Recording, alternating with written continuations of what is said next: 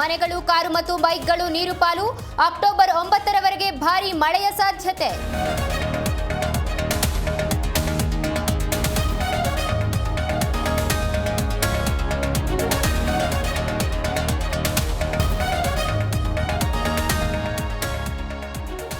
ಬೆಂಗಳೂರಿನಲ್ಲಿ ತಡರಾತ್ರಿ ಮಳೆಗೆ ಅಲ್ಲೋಲ ಕಲ್ಲೋಲ. ಯಲಹಂಕದ ಅಪಾರ್ಟ್ಮೆಂಟ್ಗೆ ನೀರು, ಜನ ಕಣ್ಣೀರು. ಆನೇಕಲ್ ಪಟ್ಟಣದ ಕ್ರೀಡಾಂಗಣ ಜಲಾವೃತ.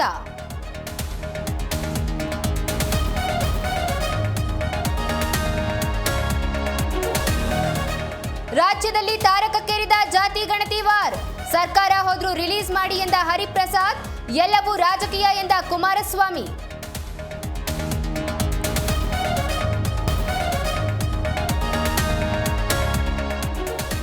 ದಲಿತ ಸಿಎಂ ಕೂಗಿನ ಮಧ್ಯೆ ವಿಜಯೇಂದ್ರ ಬಾಂಬ್.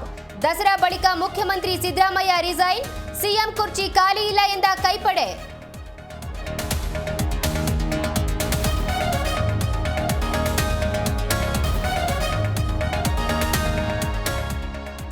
ಉತ್ತರ ಇಸ್ರೇಲ್ ಮೇಲೆ ಹೆಜ್ಬುಲ್ಲಾ ರಾಕೆಟ್ ದಾಳಿ. ಮನೆಗಳ ನಾಶ, 21 ಮಂದಿ ಬಲಿ.